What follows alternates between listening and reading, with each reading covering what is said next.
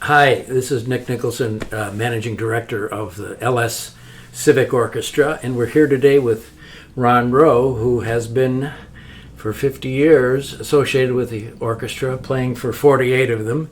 Oh. And I wanted to get a little perspective on his take on the orchestra and what it was like playing back then with the various conductors and what maybe they had to overcome. Well, if I can backtrack a few years, I first played here in the Concord Orchestra. The orchestra, Concord Orchestra. For about 6 years. Yeah.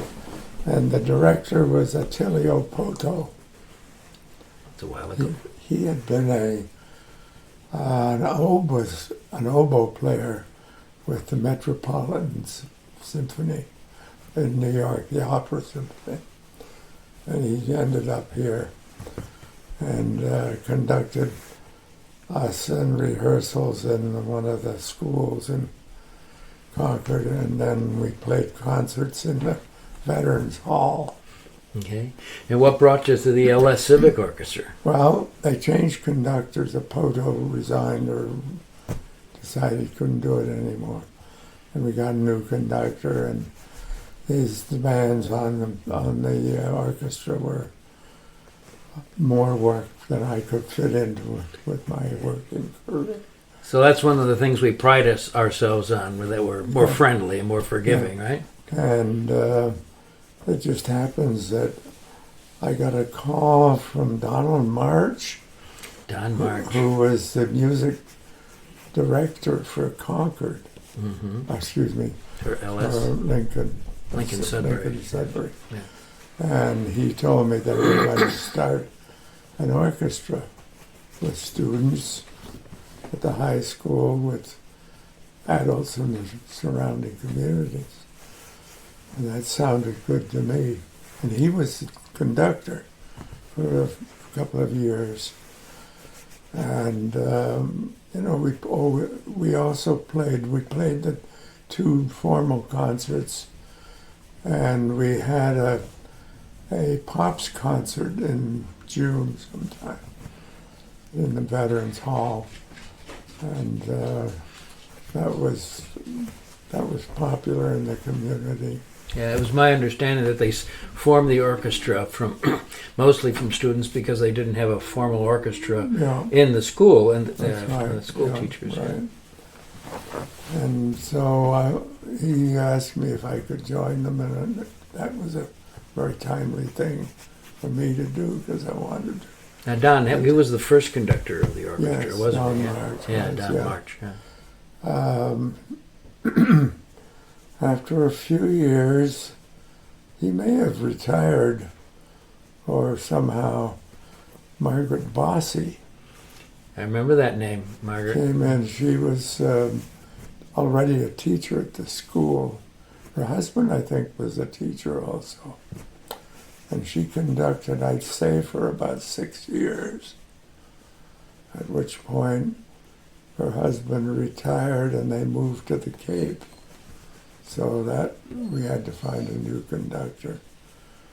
At that point, I think the music director of the high school jumped in for about a year. Okay. And after that, I'm a little foggy. There were several conductors.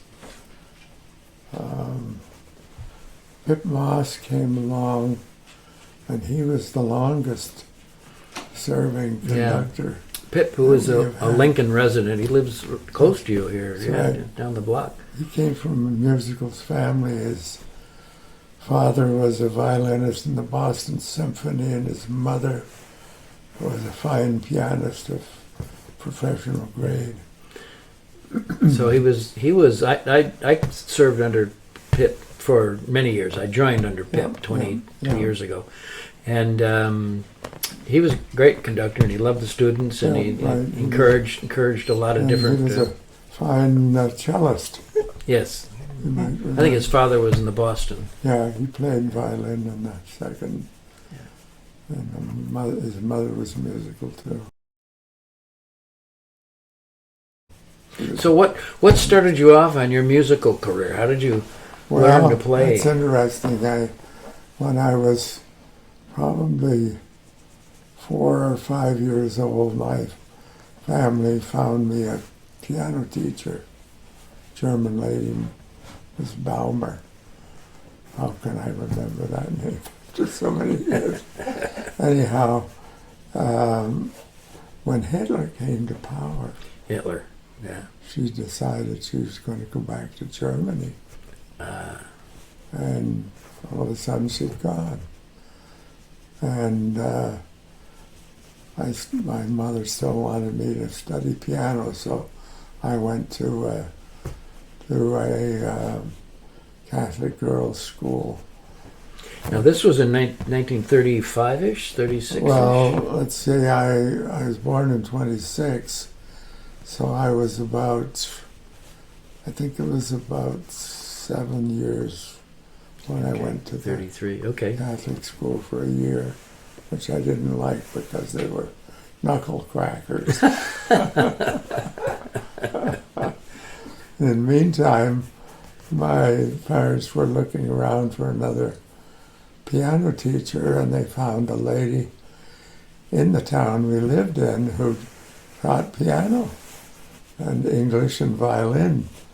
And she took me on as a piano student, and then apparently she told my mother that she thought I would do very well on the violin because I had a good sense of pitch and so forth. Excellent.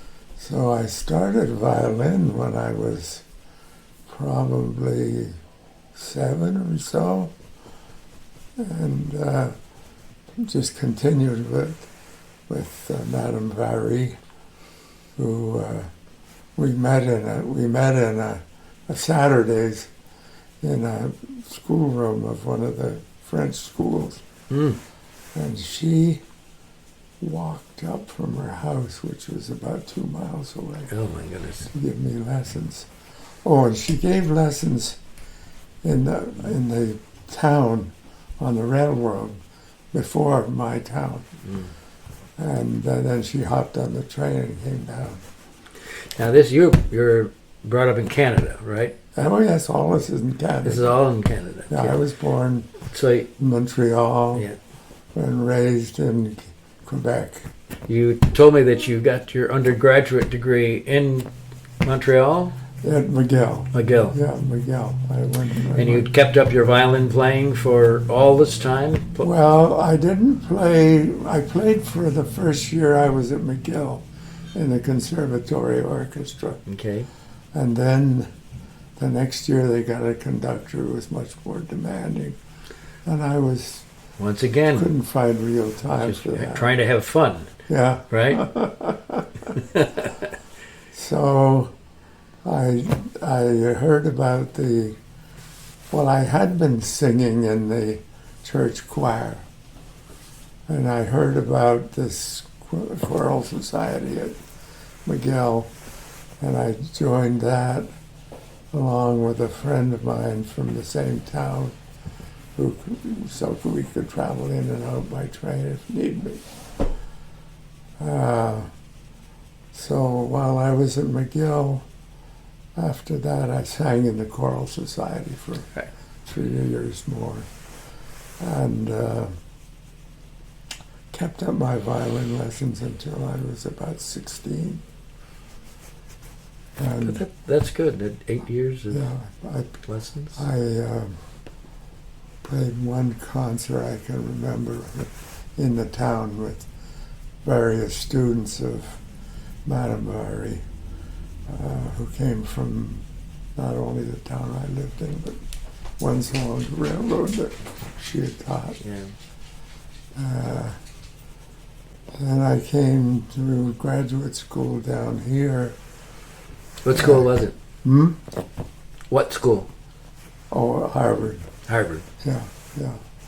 I applied and got accepted in a number of places, MIT and Harvard being among them. And you said you liked physics. Were you in physics? Was that your career? Physics? Engineering? Yes, I was an engineering physicist. Yeah. And I taught at Harvard for until 1958. I had a 5-year appointment as an assistant professor in the applied sciences domain, and I wasn't going to get a promotion there, and a friend of mine who had been a graduate student at Harvard was asked to form a company, Okay. a branch of Sylvanian Electric Products in the Boston area. They set up in some spare space at Northeastern University. And then when Route 128 went through and the new buildings were built, they moved out here to Waltham. All right. And you kept up your violin playing all this time? Yes. I had 3 friends. One was a neighbor and a cellist, and the other was not a neighbor but a fellow skier All right. who was raised in Switzerland. And his family had skedaddled out of there when Hitler came. They lived in Concord. And we had a woman violist. I was the second violin. She was viola. So you played string quartets? String quartets for about 10 years. Wow. And I think I learned more about music in that time than I had with all the lessons I ever had. Yeah. It was very, very good training. The quartet broke up in about 10 years. And then I went to the Concord Orchestra. Yeah. So you've been playing for 75, 80 years? That's right, yeah, right. So. By far the most progress I made with the violin was when I was playing quartets. Yeah. Very good music. And well, we enjoyed the time that you did spend with the LS Civic Orchestra. Yeah. And Pip's coming back, and he's conducting Dvorak's Sixth Symphony, the first movement to that. You've played that with him, I think. You played probably, a couple of times, yeah. Made a whole raft of Dvorak. And Brahms you've played, and you played Yeah. all the Beethoven symphonies. Have you played them all? No, I don't think we played all of them. Not 9, I know we haven't done I 9. remember playing the 9th with a chorus Someplace else. and doing the other symphonies. Do you remember the last piece that you played with us? Do you remember the last piece you played with us? Oh, God. Yeah. It probably contained a Dvorak, Yeah. and we played for singers. So this concert we're going to play the Dvorak, like I said, and we'll be playing Appalachian Spring Okay, by Copeland. right. Yeah. Right.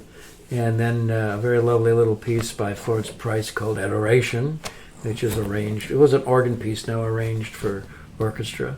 Mhm. And a couple of pieces that I wrote. One is a brass piece, and then one is this piece that I Yeah. wrote dedicated to you, Mhm. variations on Row, Row, Row Your Boat. And I took the liberty of taking your last name Yes, and that's, integrating it into the song. that's So, fine.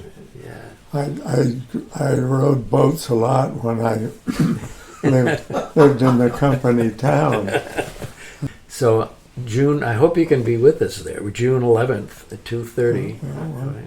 God willing, I will be. Yeah, you'll be there. And make sure your sons and daughters are there with you.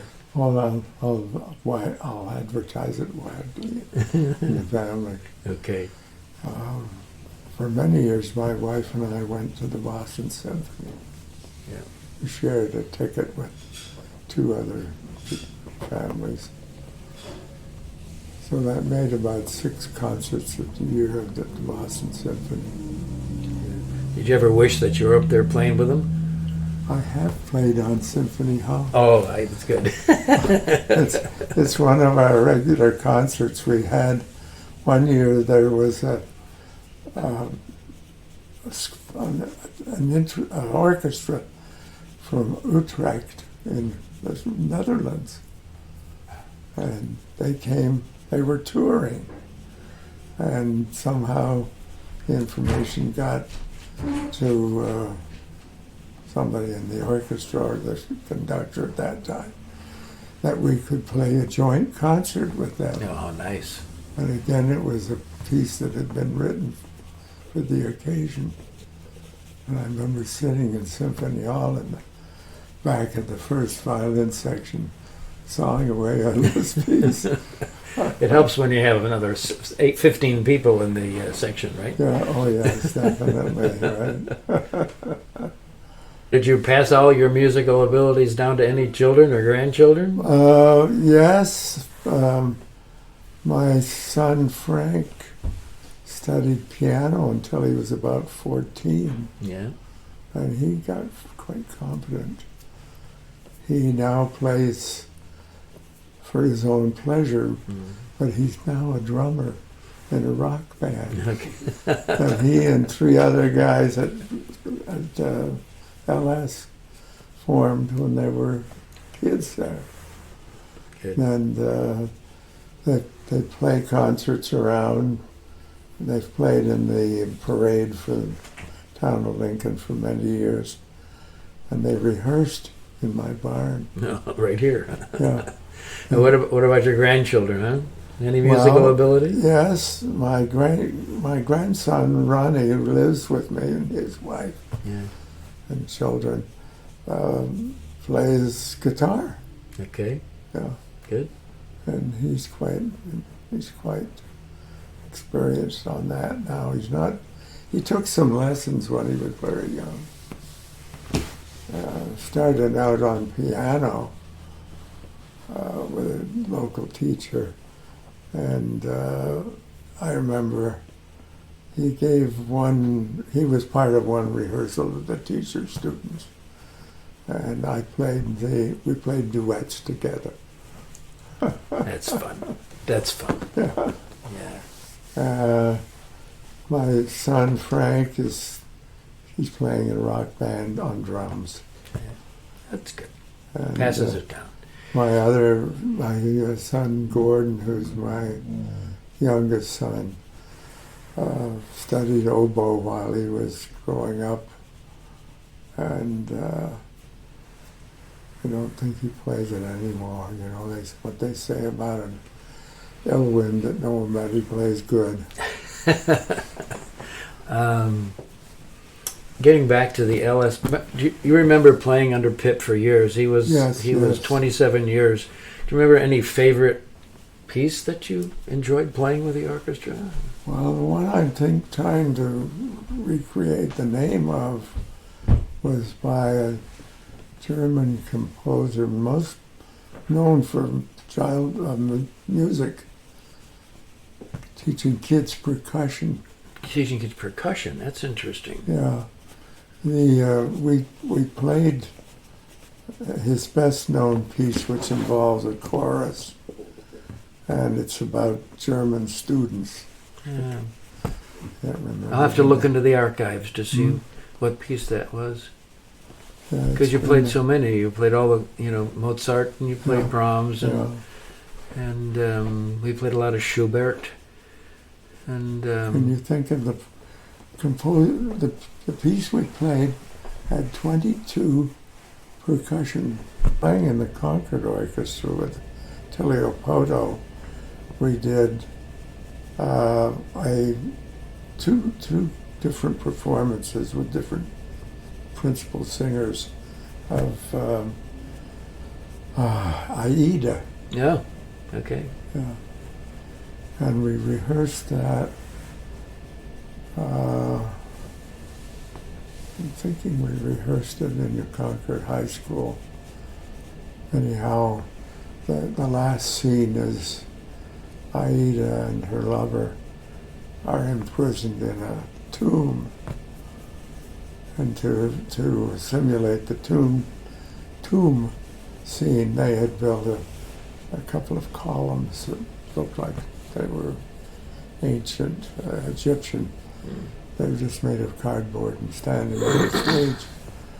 And after rehearsal, must have been a dress rehearsal, they pulled the curtain closed, and it happened to brush by one of these columns, which fell into the orchestra. Guess this was a pit, Didn't right? seriously hurt anybody because it wasn't It was cardboard. heavy and had no sharp edges. But Yeah. it got a lot of laughs. Yeah. Performing can have such joy and also have great memories like Yes, that. yeah. At moments of agony, Yeah, moments of agony. like flying an airplane, moments of boredom and seconds of terror. Where did you meet your wife? Well, that's a good question story because Was she a musician? I married my father's boss's daughter. I met her first when we were up visiting my grandparents, my mother's parents, on the Manitoulin Island, and which is a big island in Lake Huron. And my dad had worked for her father as a prospector, Oh my goodness. and when he was quite young. And so he kept in touch with Frank Eager, who was the superintendent of a pretty big copper nickel mine in Sudbury. So Ontario. my family, on their way back to our home near Montreal, stopped in at the Eager's house. And